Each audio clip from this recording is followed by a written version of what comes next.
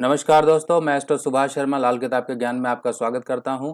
आज की हमारी बहुत महत्वपूर्ण चर्चा होने वाली है जो कि है कल के यानी कि 26 तारीख के 26 मई के जो ग्रहण के बारे में, जो कि चंद्र ग्रहण पड़ रहा है। उसमें हमको क्या सावधानियां रखनी है, क्या रिजल्ट आपके लिए हो सकते हैं चंद्र ग्रहण से जुड़े हुए, क्या उपाय हम इस समय में कर सकते हैं क्योंकि ये साल का पहला चंद्र ग्रहण है। लाल किताब में चंद्र ग्रहण के क्या उपाय बताए गए हैं ताकि चंद्र ग्रहण के असर से हम बच सकें। कुछ घर के घरेलू छोटे उपाय जो होते हैं वो उपाय हम कर सकते हैं अगर हमें चंद्र ग्रहण के विपरीत प्रभाव से बचना है। अगर चंद्र ग्रहण यानी कि चंद्र राहु चाहे चंद्र केतु, अगर इन दोनों की युति आपके कुंडली में टेबे में यानी कि बर्थ चार्ट में है तो आपको कुछ सावधानियां कुछ उपाय करने होंगे ताकि ये चंद्र दो दुश्मन ग्रहों की आपस की युति जो आपकी लाइफ में प्रॉब्लम क्रिएट करती है समय समय पर, उसके बचाव के लिए ये बिल्कुल सुनहरा मौका है, बिल्कुल सही समय है कि आप कल के डेट में ये सब उपाय कर लें। तो दोस्तों, जैसा कि हम जानते हैं चंद्र को ग्रहण लगाने वाले दो ही ग्रह हैं, राहु और केतु। कई बार जो है शनि का योग भी चंद्र शनि के साथ आने पर जो है चंद्र को ग्रहण जैसी स्थिति में लेकर आता है।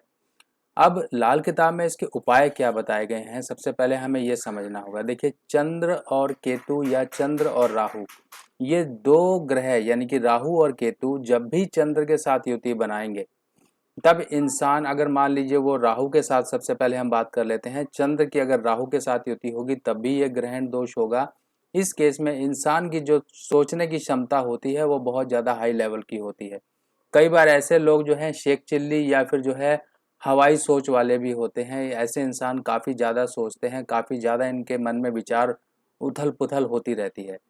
अब जो चंद्र और राहु है एक साथ अगर हों तब इंसान की हेल्थ को भी कई बार ये प्रॉब्लम करते हैं। इंसान की हेल्थ को लेके, स्किन को लेके या फिर उसकी डाइजेशन या फिर उसकी जो रोग प्रतिरोधक क्षमता होती है उस पर भी बुरा प्रभाव डालते हैं।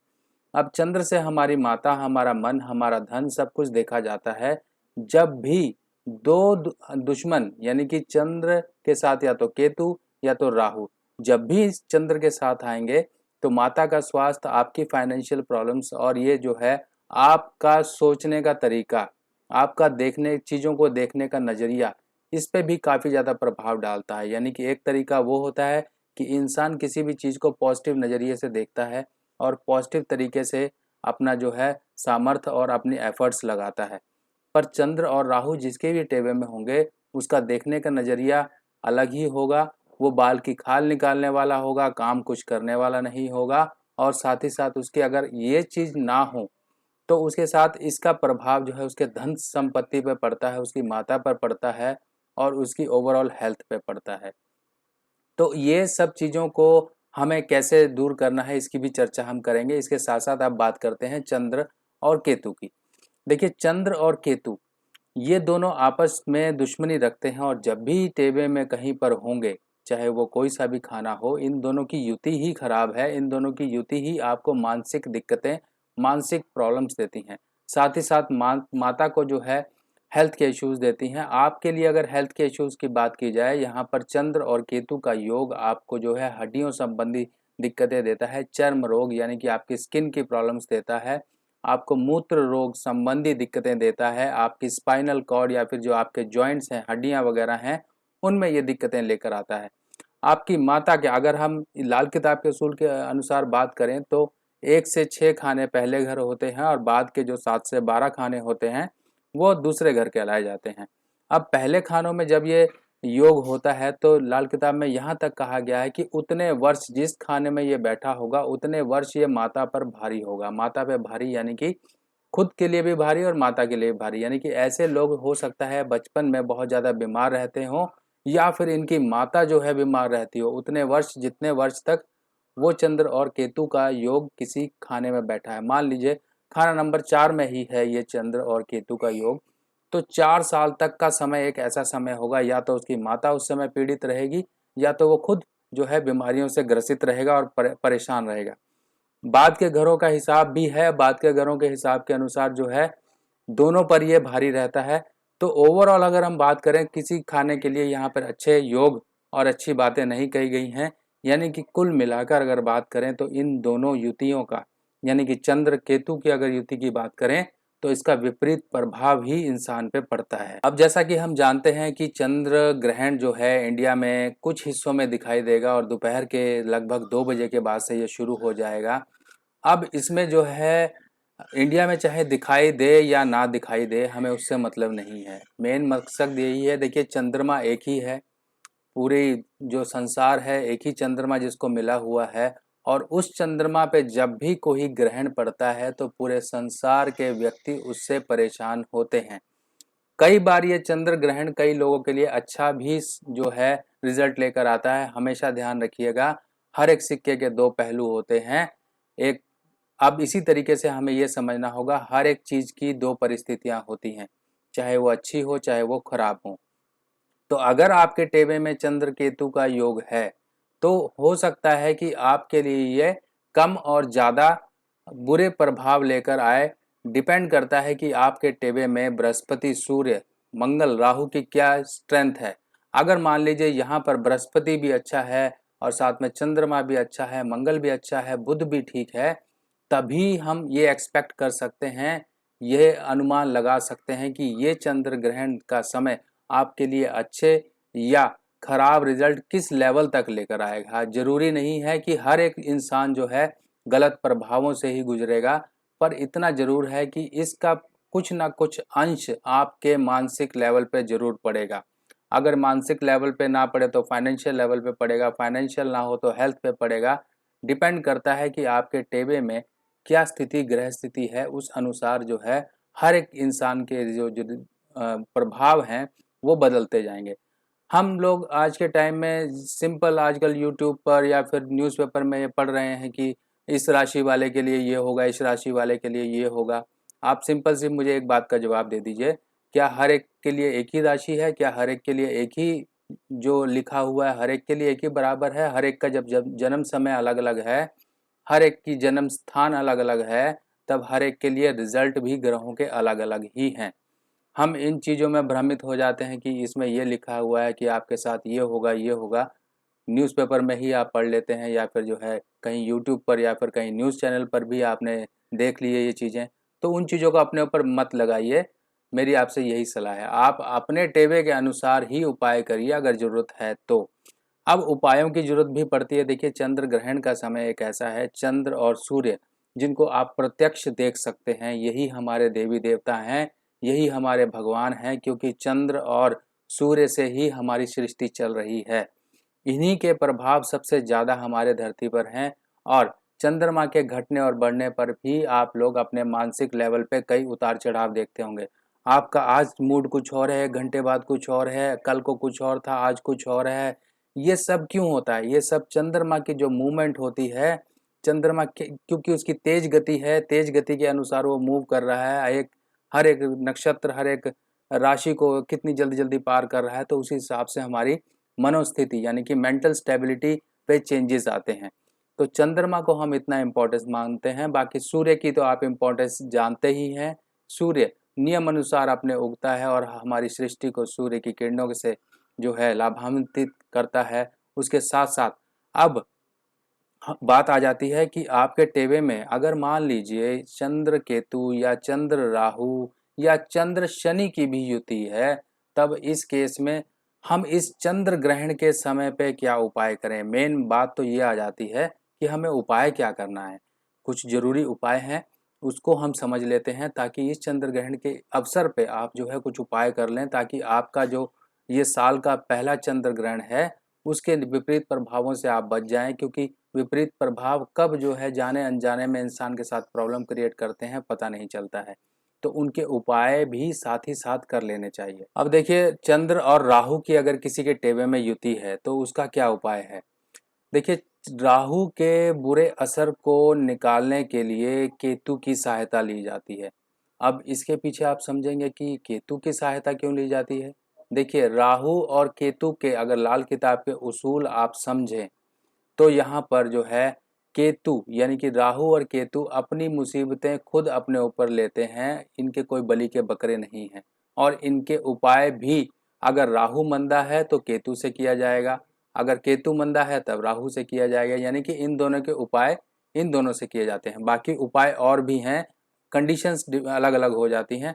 मान लीजिए आपने राहु का उपाय करना है, आपके टेबे में चंद्र और राहु है, आपने केतु का उपाय करना है। अगर मान लीजिए केतु भी टेबे में मंदा हो तो क्या आप उपाय करेंगे? नहीं, इस केस में आप उपाय केतु का बिल्कुल नहीं करेंगे। इस केस में आपको बुध का उपाय करना है। अब बुध बुध की कंडीशन को देखिए, अगर मान लीजिए टेबे में बुध भी खराब है, आपके टेबे में बुध भी मंदा है, तब आप बुध का उपाय भी नहीं कर सकते। अब इसके बाद हम जाएंगे मंगल के पास, मंगल को देखेंगे। अगर मंगल सही है, क्योंकि मंगल ही राहु को कंट्रोल कर सकता है, ये भी बात समझ लीजिए। मंगल के उपाय को हम देखेंगे कि मंगल अगर सही है, अगर मान लीजिए मंगल सही ही है, एक एग्जाम्पल के तौर पर समझ लीजिए मंगल सही है, तो मंगल का उपाय आप कैसे करेंगे? बात यहाँ पर आ जाती है कि मंगल का उपाय भी तो किया जा सकता है। मंगल के उपाय को करने के लिए आपको मंगल संबंधी चीजें, साथ में राहु की चीजें, ये आपको डोनेट करनी है, ये आपको दान करनी है। अब ये दान कहाँ करेंगे? ये आप धर्म स्थान में दान कर सकते हैं। इन दोनों की कारक वस्तुएं यानी कि जौ और गुड़, ये ले जाके आप धर्म स्थान में दान करिए। ये ले जाके आप जल प्रवाह करिए। अगर मान लीजिए आपके यहाँ जल प्रवाह की फैसिलिटी नहीं है तो धर्म स्थान में दान करिए, यानी कि मंदिर वगैरह, मस्जिद वगैरह या गुरुद्वारा, चर्च कुछ भी है, वहां पर जाके आप दान करिए। अब मान लीजिए आपके टेबे में मंगल भी उस स्थिति में नहीं है कि आप उसका उपाय कर सकें, तब यहाँ पर हम सहायता लेंगे शनि की। शनि की सहायता इसलिए लेंगे क्योंकि राहु और केतु जो हैं शनि के एजेंट हैं, तो इनका पापियों का उपाय पापी के जरिए ही किया जाएगा, यानी कि उसके हेड शनि के जरिए। शनि के उपाय यानी कि शनि संबंधी चीजें, साबुत उड़द हो गया, सूखा नारियल हो गया, बादाम हो गए, और साथ में राहु की कारक वस्तु जौ वगैरह, ये सब कुछ लेके आप जल प्रवाह करिए। अब मान लीजिए आपके टेबे में शनि भी उस स्थिति का नहीं है कि आप उसका उपाय कर सकें, तब इस केस में हमें सिर्फ चंद्रमा की मदद लेनी है। अब चंद्रमा का उपाय क्यों किया जाता है ये भी आप समझ लीजिए कि मैं अपनी पिछली पोस्ट में आपको राहु के उपाय काफ़ी सारे बता चुका हूँ, उसमें हमेशा हम चंद्र की मदद लेते हैं, क्योंकि चंद्र सभी ग्रहों की माता है। और माता की गोद में जब कोई भी पापी हो या दुश्मन या जैसा मर्जी उद्दंडी पर्सन हो, अपनी माता की गोद में आके शांत होता है। तो चंद्रमा का खाना नंबर 4 यानी कि जल प्रवाह करेंगे हम राहु से संबंधित चीजें, राहु से संबंधित चीजों को हम जल प्रवाह करेंगे, या फिर दूध से धो के जौ को जल प्रवाह करें, ताकि जो है राहु का मंदा प्रभाव आपसे दूर हो सके। चंद्रमा की गोद में हम जब राहु की कारक वस्तु को पहुंचाएंगे, तब यहाँ पर जो है चंद्रमा शांत होगा। चंद्रमा के घर यानी कि खाना नंबर 4 यानी कि जो आपका आसपास का दरिया, झील, नहर, ये सब चीजें हैं, यहाँ पर आप चीजों को पहुंचा सकते हैं। या फिर जो है अगर मान लीजिए मंगल का जो उपाय है वो ये भी है कि आप जौ और गुड़ जो है एक साथ मिला के धर्म स्थान में दान करिए, या फिर जौ को गौमूत्र का छींटा डाल के जो है लाल कपड़े में बांध के इसको घर में किसी ईंट पत्थर के नीचे दबा के रखिए। ये उपाय आपको करने हैं। अब बुध का उपाय सिंपली ये है कि आप जो है बकरी को जो है हरी मूंग की दाल खिलाया करें। बकरी वगैरह ना हो तो आप पक्षियों को दाना डालें, सतनाजा डालें, हरी मूंग की दाल रात को भिगा के वो डालें। और हरी मूंग की दाल अगर थोड़ा बड़ा साइज हो जाता है तो उसका तरीका ये है, आप दाल को पहले मिक्सर ग्राइंडर में थोड़ा थोड़ा दरदरा पीस लें, उसके बाद उसको आप डायरेक्टली डाल सकते हैं ताकि पक्षी उसको आसानी से खा सके। चलिए अब बात कर लेते हैं चंद्र और केतु की। देखिए चंद्र और केतु अगर बच्चों की बात करें तो बच्चों के लिए ये थोड़ा सा एजुकेशन और पढ़ाई लिखाई में डिस्टर्बेंस लेकर आता है। उनको जो है उनकी एक मानसिक जो है कंसंट्रेशन लेवल को डिस्टर्ब करता है। बाकी इसके विपरीत प्रभाव तो हैं ही हैं जो मैंने चर्चा की। अगर मान लीजिए बच्चे की एजुकेशन में कहीं पर डिस्टर्बेंस है तो उसके लिए आपको 3 केले लगातार 43 डेज आपको मंदिर में पहुंचाने हैं, ताकि इस केतु और चंद्र की युति का विपरीत प्रभाव आपके बच्चे की जो एजुकेशन पे पड़ रहा है वो ना पड़े। अब इसके साथ साथ उपाय और क्या करने हैं, देखिए यहाँ पर बुध के दान सबसे ज़्यादा कल्याणकारी माने गए हैं चंद्र और केतु के योग में। बुध के दान हरी मूंग की दाल, हरा कपड़ा, और साथ में आप ये गोल बर्तन वगैरह हो गए, इनमें मूंग दाल भर के जो है आप धर्म स्थान में दान कर सकते हैं। हरी सब्जियां वगैरह हो गई, पेठा वगैरह हो गया, ये सब चीज़ें आप धर्म स्थान में दान करते रहें। साथ ही साथ पक्षियों को दाना डालते रहें, पक्षियों को आप हरी मूंग की दाल देते रहें। ये सब चीज़ें आप करने से जो आपका बुध है वो यहाँ पर एक कल्याणकारी जो रिजल्ट लेकर आएगा वो चंद्र केतु के एक जहर को आपके जीवन से दूर करेगा। अब इसके साथ साथ चंद्र केतु का योग जिसके टेवे में है उसके लिए साफ हिदायत ये दी जाती है, कभी भी किसी के पेशाब पे पेशाब ना करें। यानी कि आपको जब भी टॉयलेट यूज करना है तो पहले पानी डाल दें। पानी डालने से क्या होगा, वो जो चंद्र केतु आपके टेवे में है उसका जो है बुरा असर आप पर नहीं पड़ेगा, क्योंकि ऐसे में इंसान जो है बीमारियां, जहमतें और अनजानी परेशानियों से घिर जाता है जब किसी के पेशाब पे पेशाब करता है। और साथ ही साथ इसका उपाय और क्या है, देखिए अब ये समय ऐसा है कि आपको बिल्कुल अर्जेंटली उपाय करने हैं। अर्जेंटली उपाय आप क्या करेंगे, सबसे पहले अपनी माता को जो है आप कोई सोने की वस्तु दीजिए इस समय पे, क्योंकि यहाँ पे बृहस्पति का साथ लेना बहुत जरूरी है। बृहस्पति ही केतु के असर को कम या ज़्यादा कर सकता है, यानी कि उसे कंट्रोल कर सकता है। माता को आप जो है कोई गोल्ड की चीज़ दीजिए, सोने की चीज़ दीजिए, ताकि वहाँ पे जो आपके टेबे में चंद्र और केतु का एक नेगेटिव योग है जो आपकी माता की स्वास्थ्य को प्रॉब्लम दे रहा है, उससे आपका बचाव हो सके। और साथ ही साथ चंद्र केतु आपके टेबे में योग है तो आपके लिए बहुत जरूरी बन जाता है कि आप सुनहरा मोती यानी कि गोल्डन मोती आप पहन के रखिए। बाकी इससे पहले भी मैं बता चुका हूँ कि अगर चंद्र मान लीजिए खाना नंबर 8 में है, खाना नंबर 9 में है, 10, 11, 12 में है, तब इस केस में भी आप सुनहरा मोती यानी कि गोल्डन पर्ल आपको पहन के रखना है, ताकि बृहस्पति की सपोर्ट एक चंद्रमा को जरूर मिलती रहे। बाकी इसके साथ साथ आपको क्या करना है, दो रंगी चीज में जिसमें लाल रंग शामिल हो जो कि मंगल का रंग है, यानी कि आप दो रंगी चीज का साथ रखिए, यानी कि रुमाल। अपने पास दो रंग का रुमाल रखिए जिसमें व्हाइट और रेड कलर हो।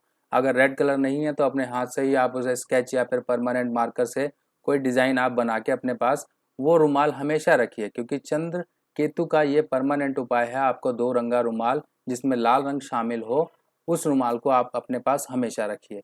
बाकी अपने पैरों के अंगूठों में आप जो है सफ़ेद रेशम धागा बांध के रखिए, ताकि क्योंकि सबसे पहले हमें ये समझना है केतु जो है हमारे पैरों की हरकत है, और पैरों की हरकत यानी कि केतु को कंट्रोल करने के लिए चंद्रमा को सपोर्ट दी जाती है। चंद्रमा यहाँ पर जो है सफ़ेद सिल्क का धागा या फिर सफ़ेद जो चांदी होती है, चांदी की तार या छल्ला होता है, वो पैर के अंगूठे में बांधा जाता है ताकि यहाँ पे केतु के प्रभाव को कंट्रोल किया जाए।